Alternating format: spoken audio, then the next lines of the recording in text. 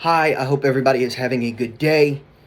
Um, my presentation is going to be on the Hui and Uyghur people within China. Both are Muslim minorities residing within China, but they have two completely different sets of treatment. The Uyghurs, who reside primarily in the Xinjiang region of China on the western border, almost in Central Asia, are a Turkic Muslim people that have lived in that region for years. And they are treated very poorly.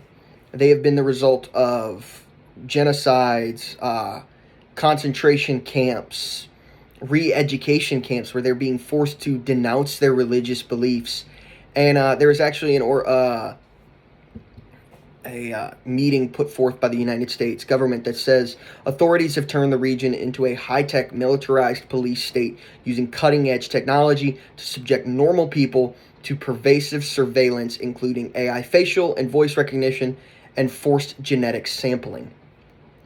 This is also coupled with there is a high amount of censorship within the region and with information leaving the region. So the outside world is really, in a way, blinded to what is going on within Xinjiang. And on the flip side, you look at the Hui people. The Hui are another Muslim minority within China. There's a large amount of them. They're not this very small ethnic group that kind of gets ignored. They are a very large group. They reside closer to Beijing, and they are ethnically they are called the Hui people, but they look like Han Chinese. They have adopted many Han Chinese attributes, but the only difference between a Han Chinese and a Hui Chinese is that Hui practice Islam, whereas the Han do not.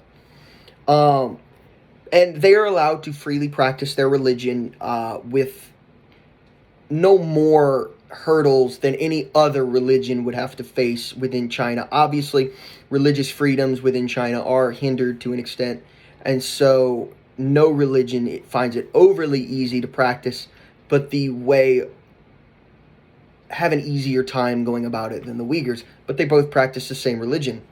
And the point of this paper is to determine why. Why are the Hui allowed to practice and the Uyghurs not? And I personally believe that it is the result of what is called a socio-spatial hierarchy. Um, the Hui are more socially Han and closer to Beijing, therefore easier to control, whereas Xinjiang is closer to the border, closer to other nations similar to it, and more of a liability because of they haven't been sinicized. So a little background of it. The Xinjiang region has been a part of the People's Republic of China since 1948. The military invaded the region during the Civil War, and the Communist Party took over. Since then, the government has been waging this on again, off again war of annihilation with the Uyghurs people and their culture and livelihood. Not necessarily exterminating the people as a whole, but using concentration camps, re-education techniques, and a more nuanced definition of the word genocide to completely remove the Uyghurs' cultural identity. And I use genocide there in a way, not necessarily in the sense that they are exterminating people, but they are exterminating their culture and their ethnic identity, trying to completely turn them into sinicized Han Chinese. Which they're not. They're Turkic and more Central Asian than they are Han Chinese.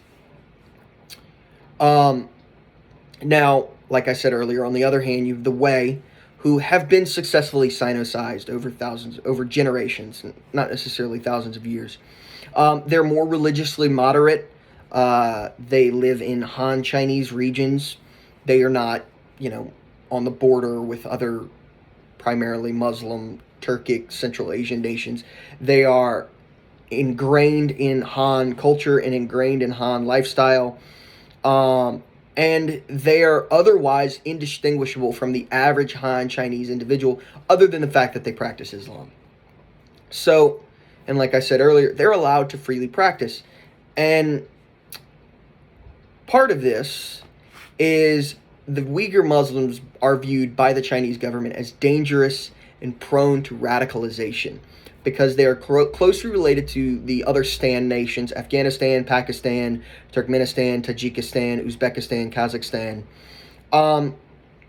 And they also have some separatist ties. They're further from Beijing, whereas the Wei are closer in relationship with Beijing.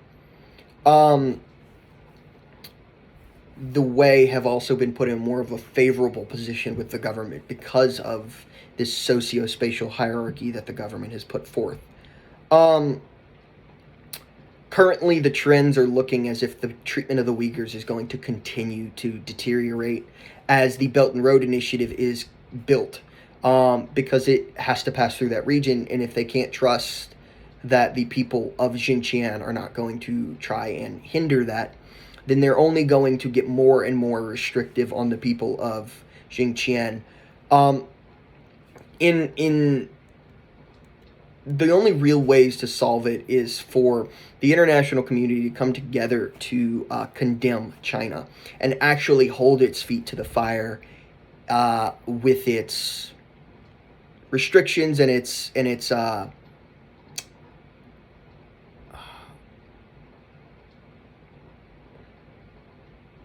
sanctions. That's the word I'm looking for.